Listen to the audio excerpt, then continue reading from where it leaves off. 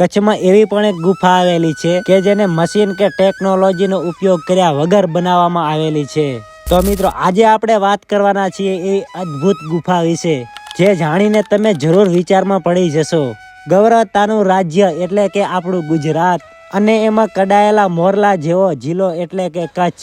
સંત સુતા ભલા ભક્ત જે ભૂમિમાં પીર પોઢિયા, જ્યાં થામે થામે ડુંગરે ડુંગરે, દેવની દેવીઓ ખામની ખોદતી ગામે ગામે, જંગ ઝારા તણા રંગ જામ્યા વહાં, ભારત માતાની ખોડે ખેલતી ધન્ય છે આ કચ્છની ધરતીને। એટલે તો કહેવાય છે કે કચ્છ નહીં દેખા તો કુછ નહીં દેખા। એ અસાજો કચ્છ, તેનો લાખેડો તાલુકો લખપત, ભારતની રણ સરહદે આવેલું રૂડું ગુનેરી ગામ અને અહીંયા આવેલી ગુફા, એના વિશે આજે આપણે જાણીશું।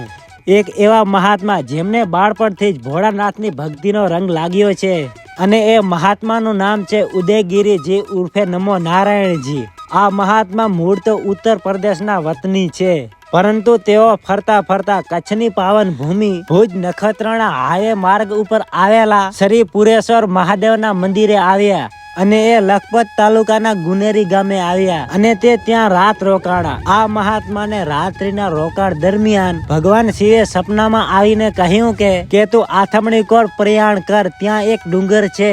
નમો નારાયણજીને સપનામાં કોઈ જૂનું આંબલીનું ઝાડ અને પહાડની કોતરો અને બખોલા જેવું દેખાવા લાગ્યું। આ સંત શરીને આવા સપના વારંવાર આવતા, અને આ વાત તેમણે તેમના ભક્તોને જણાવી, અને એમના ભક્તોએ એવું કહ્યું કે આવી જગ્યા તો લખપત તાલુકાના ડુંગરા વિસ્તારમાં હોઈ શકે છે।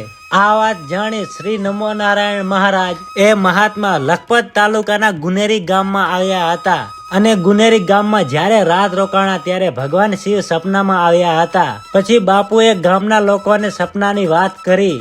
ગામના લોકોએ જણાવ્યું કે આ જગ્યા ઉપર હનુમાનપુરી મહંતે વર્ષો સુધી તપસ્યા કરી હતી, અને એ વાત સાંભળીને મહાત્માને ભગવાનનો સંકેત લાગ્યો, અને એ પછી એ મહાત્મા ભગવાન ભોળાનાથનું સ્મરણ કરતા કરતા ભગવાન શિવના આદેશ મુજબ સપનાની માલિપા બતાવેલ ડુંગરમાં ગુફા બનાવવા માટે પાવડો, ત્રિકમ, છીણી જેવા સામાન્ય સાધનો લઈ માત્ર દીવાના સહારે એકલા હાથે સતત 14 વર્ષ સુધી મુખમાં શિવ સ્મરણ અને જાત મહેનતથી 80 ફૂટ લાંબી અને 30 ફૂટ પહોળી અને લગભગ 10 ફૂટ ઊંચી 4 રૂમો વાળી અવલોકી અદ્ભુત ગુફાનું નિર્માણ કર્યું હતું। આ ગુફાની અંદર રૂડું રામેશ્વર મહાદેવનું શિવલિંગ કોતરેલું છે, અને આ ગુફામાં જે શિવલિંગ છે એ રામેશ્વર મહાદેવ તરીકે ઓળખાય છે।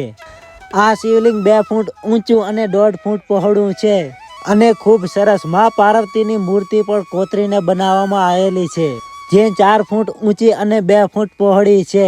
અને આ જ ગુફામાં અખંડ ધૂણાનું પણ નિર્માણ કરેલું છે, અને ડુંગર ઉપર જવાના પગથિયા પણ આવેલા છે। શિલ્પકારને પણ શરમાવે એવી અદ્ભુત ગુફા બનાવેલી છે। આ ગુફામાં આવેલું મંદિર અને એ મંદિરની અંદરથી જ પ્રદક્ષિણા કરી શકાય તેવી રીતે આ ગુફાનું નિર્માણ કરેલું છે। આ ગુફા ગુનેરી ગામથી 1 કિલોમીટર દૂર આવેલી છે। આ ગુફા બનાવવાનું 2001માં શરૂ કર્યું હતું, અને 14 વર્ષ કોતરણી કામ કર્યા પછી આ ગુફાનું નિર્માણ નમો નારાયણજીએ પૂરું કર્યું હતું। નમો નારાયણજીએ આ ગુફા બનાવ્યા પછી આ ગુફાને પોતાના ગુરુનું નામ આપ્યું છે, અને એમના ગુરુનું નામ છે નિરંજન દેવ, તેથી આ ગુફાને નિરંજન તરીકે પણ ઓળખવામાં આવે છે। આ મહાત્માને શિવ પ્રત્યે કેટલો પ્રેમ હશે, કોઈ પણ મશીનનો ઉપયોગ કર્યા વગર એકલા હાથે ગુફા બનાવેલી છે। આજના સમયમાં આ ગુફામાં લાઇટની, રહેવાની, જમવાની સુવિધા મળે છે। આ ગુફામાં આ જાવ માટે 3 દરવાજા આવેલા છે। આ ગુફાનું કામ પૂરું થતા સ્વયંભૂ શિવલિંગ પર 5 ફૂટનો ભવ્ય નાગ અને શિવ પાર્વતીની મૂર્તિઓની પ્રાણ પ્રતિષ્ઠા કરવામાં આવી હતી। ભાવનગરના પ્રખ્યાત કથાકાર પૂજ્ય દયાગીરી બાપુના કામણગારી કંઠે શિવ પુરાણનું ભવ્ય આયોજન કર્યું હતું, અને નમો નારાયણની પણ સમાધિ આ ગુફાની અંદર આવેલી છે, અને તેમની સમાધિ ઉપર તેમની મૂર્તિની સ્થાપના કરવામાં આવી છે। નમો નારાયણની સમાધિ લીધા પછી તેમની અધૂરી રહી ગયેલી પરિક્રમા ભક્તગણ દ્વારા પૂરી કરી હતી।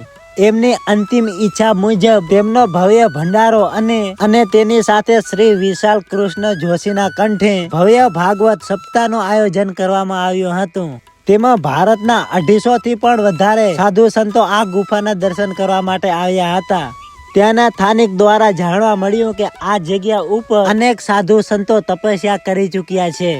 એટલે જ કહેવું પડે કે ધન્ય ધારા કચ્છની, જ્યાં ધન્ય ગુનેરી ગામ, સિંધ સંતોના જ્યાં બેસના, એવા નમો નારાયણના ત્યાં વાસ. મિત્રો, આ ગુફા પાસે સરળ નદી પણ વહે છે. જ્યારે વરસાદ પડે છે ત્યારે આ નદીમાં સુંદર ઝરણાઓ પણ નીકળી પડે છે અને મોરલાનો ટહુકા પણ અહીંયા સારા સંભળાય છે. આ ગુફામાં ઉદયગીરી બાપુ વિશે પણ લખાણ પણ લખેલું છે. ત્યાં સુંદર બગીચો પણ જોવા મળે છે. અને હાલમાં આ ગુફાની વ્યવસ્થા દિગંબર મહંત શ્રી અશોક ભારતજી મહારાજ સંભાળી રહ્યા છે. તો મિત્રો, તમને અમારો વિડીયો કેવો લાગ્યો કોમેન્ટ કરીને જરૂર અમને જણાવજો. અને કોઈક દિવસ ગુનેરી ગામમાં આવો તો આ ગુફાની મુલાકાત લેવાનું ભૂલતા નહીં. અને આ ગુફાની પાસે એક કટેશ્વર ગુફા તરીકે ઓળખાય છે, સિયોત ગામની ગુફા આવેલી છે. અને એ ગુફાનો પણ આપણી ચેનલમાં વિડીયો આવી ગયો છે, તો એ વિડીયો પણ જોવાનું ભૂલતા નહીં.